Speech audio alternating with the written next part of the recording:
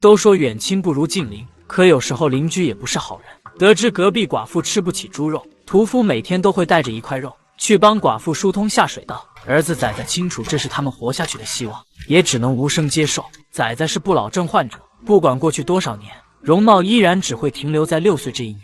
后来随着时间的变化，妈妈也离他而去，长不大的仔仔根本没有能力照顾自己，只能在福利院生活。刚开始还有好心人收养他，可时间一久，他长不大的秘密还是被人发现了。无奈他只能不停地更换收养对象，而他每到一个新家，就会趁父母不在家，偷偷将养父母家原有的孩子卖给人贩子，甚至为了避免暴露，还直接送货上门。他每卖完一个孩子，就会换一个孤儿院，然后继续装作孤儿被人收养。这番操作下来，他挣得盆满钵满，可他的秘密还是被人发现。最终他被抓进了研究所，在这里他结识了他唯一的好友阿猛。阿猛和他大不相同，身体飞速生长，智力却只停留在了6岁。最终他说服阿猛，靠着他惊人的体力，两人才逃出了研究所，并且再次进入一家孤儿院。可令人怎么都没想到的是，这次领养自己的竟是同父异母的弟弟阿光。两人一眼就看上了仔仔，只因为仔仔和他们死去的儿子十分相像，而仔仔也将实情咽在了肚子里。从那以后，他每天只有抱着养母才能入睡。而弟弟阿光如今已经成为重案组的总督察，有美妻住豪宅，简直就是人生巅峰啊！可美好的人生就是从这里悄然发生了变化。这天，他的同事泰哥在追查一起连环杀人案时从大厦坠楼，而一同被发现的还有在7楼昏迷不醒的阿光。这起连环杀人案的凶手十分凶残，每次都要用电钻在受害者背上钻满孔洞，最后失血而亡。但是如此凶残的人却只是将阿光敲晕，并没有对他下手。而且根据调查，出事前阿光曾给泰哥打过电话，之前就有2起同样的案件。如今加上泰哥，已经有3个人被放干了血，只有阿光见过凶手后还安然无恙，因此他也就成了众人怀疑的对象。他们等在阿光病床前想要个说法，可不成想醒来的阿光却出现了短暂性失忆，根本想不起来案发时的情形，并且越回忆伤口越痛。直到晚上，阿光平静后来到泰哥的病房，看着昔日的战友如今成了植物人，阿光心里十分不是滋味。为了尽快找出凶手，阿光第2天直接带伤调查，几名死者都没跟人结怨，死亡状态也一样，几人没有任何交集，唯一相同的是案发地点都在破边中，而阿光就是住在那附近。更离奇的是，命案发生的那几天，阿光都在休假，这让他不得不怀疑凶手是在针对他作案。如今的种种可疑之处，让阿光担心起自己妻子和儿子，于是连忙赶回家。幸好2人都没有什么危险。饭桌上，他拿出自己的备忘录，询问妻子是否还记得休假的时候自己都做了什么。小美表示，阿光休假都是在家陪孩子，除了泰哥出事的那天，什么都没说就匆匆离开了。阿光十分疑惑，趁着妻子去厨房的功夫，询问仔仔知不知道休假的时候发生了什么事情。可仔仔只说阿光吃了自己做的蛋糕，其他什么都不记得了。阿光着急想要知道真相，却不小心吓到了仔仔，这让小美十分生气，为此2人还大吵一架。无奈阿光只好去阳台思考案情。这时仔仔再次拿蛋糕给阿光吃，不料阿光回头时就看到仔仔的玩具也被钻满了孔。阿光激动地询问仔仔是谁弄坏了他的玩具，可仔仔却委屈地表示就是阿光给钻的。阿光瞬间被吓傻了，想起之前案件的报告，阿光赶忙前去杂货间查看，果然工具箱里的电钻不见了。他在杂物间内四处寻找，回头间在门框上发现了2个带血的电钻孔，而旁边赫然就是一个血手印。阿光不可置信地将手放上去，竟然刚刚好。这些发现让他不得不怀疑，自己真的就是电钻杀手吗？难道自己是人格分裂了？失忆的时候做下了这一切。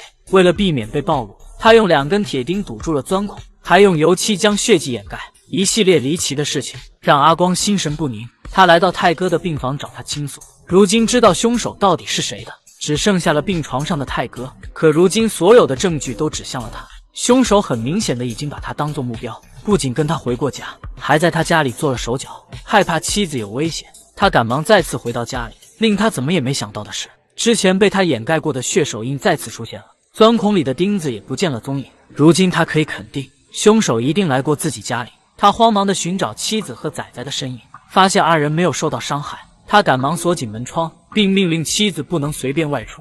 妻子对此行为很是不满，但还是选择接受。阿光觉得自己精神出现了问题，于是找到医生了解情况。在医生的建议下，他去做了检查，可结果还需要一段时间才能出来。于是他再次前去检查受害者的尸体，从背上的钻孔发现，这些孔洞都是有规律的，似乎是什么图案。他连夜查阅资料，可翻遍了所有的网站都没找到线索，累得最后趴在桌子上睡着了。就在此时，又一起命案已经悄然发生。警方接到一辆卡车司机报警，说自己不小心撵到人了。可警方赶到后看到的情形，让所有人都不寒而栗。女人头上钉着的钉子，正是阿光之前塞进门框上的那2枚。而这次的事发点，依旧是阿光家附近。等结束这一切，回到家，阿光躺在床上，久久无法入睡。就当阿光和妻子准备深入交流一下时，屋外传来了仔仔的哭闹声。等二人赶到时，仔仔一直指着窗外说怪兽。阿光紧张地去窗口查看，却没发现什么异常。无奈小美只好抱着仔仔哄他睡觉。回到房间的阿光始终无法入睡。就在这时，他竟在儿子仔仔的画作中看到了一幅兔子画像，这图像他似乎在哪里见过。此时他突然想起，这赫然就是死者背上一样的图案。第二天，医生就通知阿光，他的检测结果已经出来了，脑部的扫描一切正常，之前受过的伤也基本恢复，但是在血液里检测到了药物残留，并且这种药物的浓度还非常高，很像是慢性中毒导致的。这种药物会出现副作用，导致病人头晕或者短暂失忆。由于药物作用比较大，是无法恢复记忆的，这让阿光十分焦虑，再次来到女乞丐被关的现场查看。不料这一幕刚好被同事发现，两人聊天时，阿光的行为越来越诡异，甚至声称遇见了凶手，拼命地追了上去，可最终什么都没追到。回到家后，妹妹拿出一些旧照片，但阿光却从中发现了异常。一张小时候的照片，上面的几个玩伴竟全是前几起案件的受害者。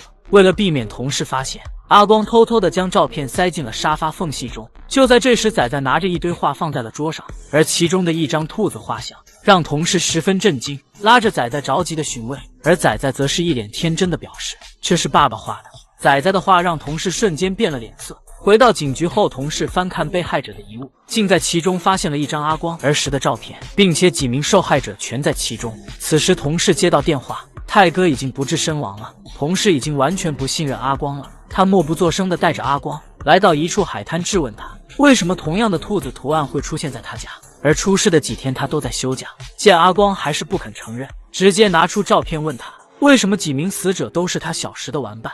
阿光知道自己现在说什么都没有用，便要求同事给他1星期的时间，如果到时候还是没有抓住凶手，他就自认倒霉。可如今铁证如山，同事怎么会相信他？只觉得阿光是在拖延时间。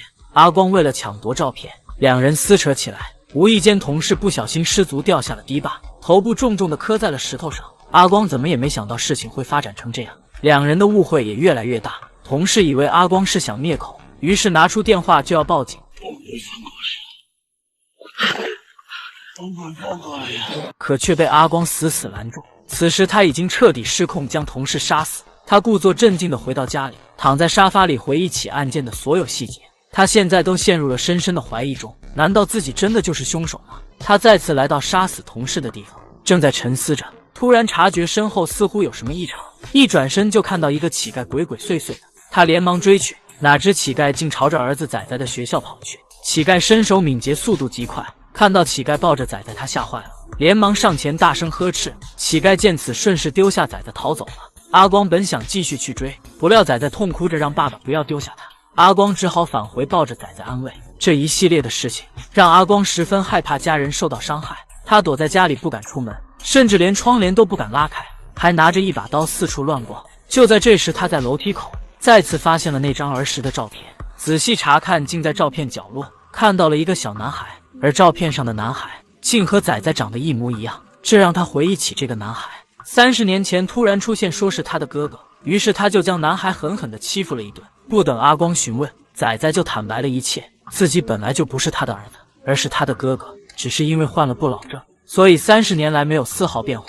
当年母亲带着他来找爸爸，哪知爸爸为了荣华富贵，早就另娶他人，还生了一儿一女，害怕他们母子影响他的生活，毅然决然地将他们赶出了家门。仔仔还因此受尽了凌辱。之后母子俩相依为命，辛苦度日。能改变伙食的方法，只有母亲靠着身体换取的猪肉。后来母亲去世后，他还被抓去研究，受尽了非人的待遇。逃出来后，他借着不老的身体，成为了弟弟阿光的养子，还天天抱着弟妹一起睡。如今他就是为了复仇，而阿光的失忆也不是偶然，那都是仔仔在蛋糕里动的手脚。为了报当年欺辱之仇，仔仔专门找到了他儿时的玩伴下手，并且将所有的事情都嫁祸在了阿光的身上。此时的阿光还是无法相信，一个孩子竟然能做出这么多事情。可仔仔却说，这一切都是乞丐阿猛帮他做的，他们是在研究所相识的，也是他帮自己逃出那里的。至于他之所以要杀泰哥，完全是因为泰哥曾说过他长不高，就此他怀恨在心，用阿光的手机约出了泰哥，并让乞丐阿猛打伤泰哥后扔下了楼，然后将阿光引到了案发地，将警方的视线引到了阿光身上。得知这一切的真相，阿光崩溃了。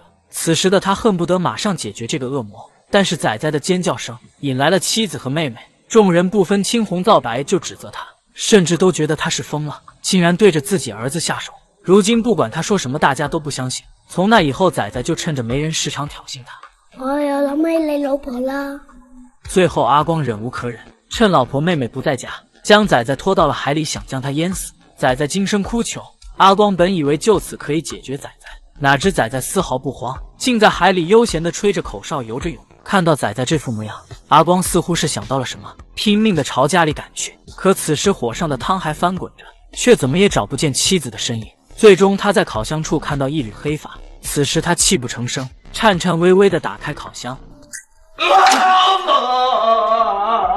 就在这时，电话里传出医生的声音，原来妻子小美已经怀孕，刚预约了产检。此时阿光愤怒极了，就想冲出去解决仔仔。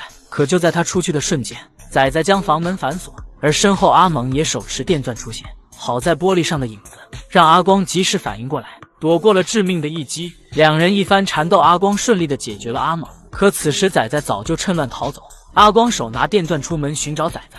此时的他已经杀红了眼，终于在一处桥下找到了仔仔。